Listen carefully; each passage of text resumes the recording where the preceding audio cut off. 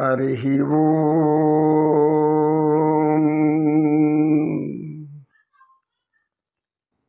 ఓం నమో నారాయణాయ నమః. ఓం నమో నారాయణాయ నమః.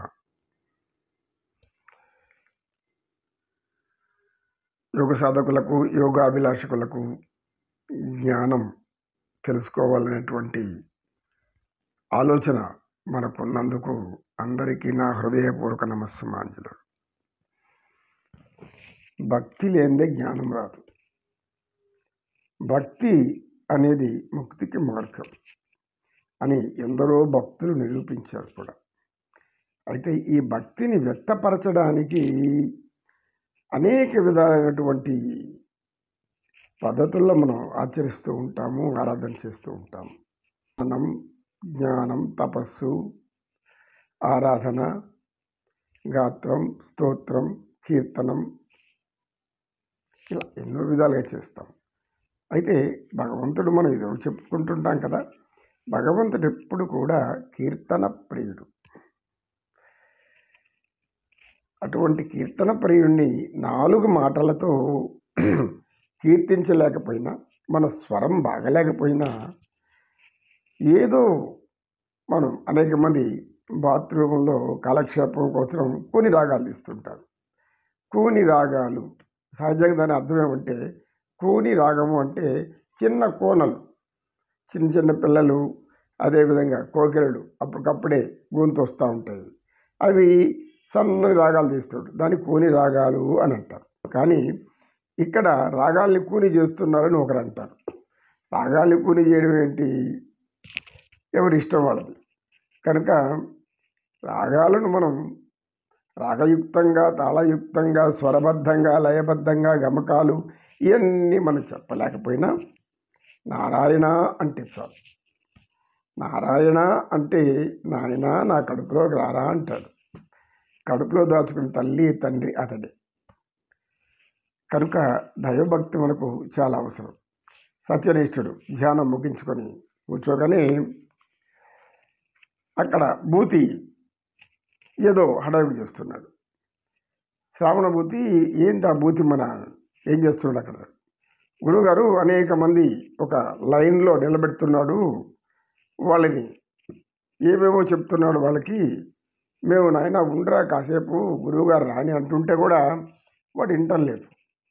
వాడు అప్పుడప్పుడు శ్రీమద్ రమారమణ గోవిందో హాయ్ ఈ విధంబుగా సీతాస్వయంవరం నందు శ్రీరామచంద్రుడు శివధనుస్సును విల్లు ఎక్కుపెట్టి ఏ విధంగా అంటున్నాడంటే, రఘురాముడు కమనీయ సకల గుణాభిరాముడు చెప్తున్నాడు గురువుగారు అన్నాడు. ఓహో, ఇది కూడా మంచి పని ఇలాగే ఉంది, ఎందుకంటే భక్తిని ప్రబోధిస్తున్నాడు అని పిలిపించాడు. భూతి వచ్చాడు. భూతి ఏం చేస్తున్నావు అన్నాడు. గురువుగారు మీరు చెప్పింది దాన్ని ఆచరిస్తున్నాను, నేనే చెప్పాను అన్నాడు. వచ్చిన వాళ్ళని భక్తి ప్రవేశపెట్టి వాళ్ళు సంతోషపెట్టి ఆనంద పెట్టమని చెప్తున్నారు. నేను వీరందరూ క్రమ పద్ధతిలో రమ్మంటున్నాను. అవును, వాళ్ళంతా ఎందుకు అలా నిలబెట్టావు, కూర్చోబెట్టచ్చు కదా? లేదు లేదు, వాళ్ళందరూ మీ అడిగి సమస్యలు తెలుసుకొని ఆ సమస్యలకు మీరు పరిష్కారం చూపాలని వాళ్ళంతా వేచి ఉన్నారు. సమస్యలు మనమేం పరిష్కరించగలము? ఏంటా సమస్యలు అన్నారు సత్యనిష్ఠులు. ఏంటో మీరు అడగండి గురువుగారు అన్నాడు. సరే పంపాడు.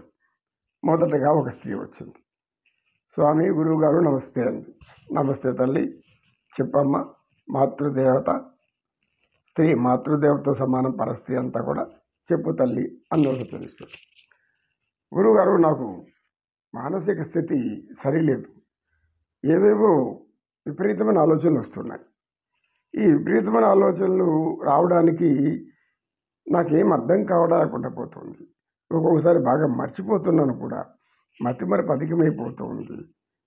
ఇవన్నీ ఏమిటి కారణాలు? సహజంగా వయసు అయిపోయిన వాళ్ళకి వస్తుంది, నాకు ఈ వయసులో ఎందుకు ఇలాంటి ప్రాప్తం వచ్చింది అని అడిగాడు. అమ్మా, నీవు చెప్తున్నటువంటి సమస్య మానసిక సమస్య. నీ మానసిక సమస్యను పరిష్కరించడానికి మానసిక వైద్యులు ఉన్నారు, వాళ్ళ దగ్గరికి వెళ్ళి తల్లి అని తెలుసు. గురుగారు వెళ్ళాను, ఆయన ఏవో మందులు ఇచ్చారు, వాడుతున్నాను. అది వాడుతుంటే నిద్రపోతున్నాను హాయిగా. అప్పుడు రాదు ఆలోచనలు. మెల్లకి వస్తేనే మళ్ళీ వస్తున్నాయి. సరే, నీకు ఇప్పుడు ఏం కావాలి? నన్ను దారిలో పెట్టే మార్గం చేపట్టండి గురువుగారు. నీ మనస్సుని మౌనంగా ఉంచుకోవాలనేది మొదటి నీకు ఇచ్చేటటువంటి సూచన. మనసుని ఎలా మౌనంగా ఉంచటం? మనసు నిద్రపోతే తప్పితే మౌనంగా ఉండదు. నిద్రలో కూడా ఏమో కళలు వస్తూనే ఉంటాయి. ఈ కళలను ఆపడం ఎవరి తరము కాదు. ఎవరి తరం అవుతుంది? నిద్ర మాత్రల తరం మాత్రమే అవుతుంది. దానికి మత్తు పానీయాలు మగవాళ్ళైతే దైవం సేవించి హాయిగా మత్తుగా నిద్రపోతారు. అప్పుడు మాత్రమే నీ మనసుని మౌనం చేయగలుగుతారు. కానీ యోగశాస్త్రంలో నీ మౌనవ్రతం అనేది మాటలు మాట్లాడకపోయినా, మాట్లాడడం మౌనవ్రతమైనా మనసుని కూడా మౌనవ్రతం చేయడమే జితేంద్రియత్వం. జితేంద్రియత్వం అంటే మనసుని కూడా మౌనంగా ఉంచడం. జై శ్రీరామ్. నమో నారాయణాయ, నమో నారాయణాయ, నమో కృష్ణ, నమో కృష్ణ. కృష్ణం వందే జగద్గురు, కృష్ణం వందే జగద్గురు.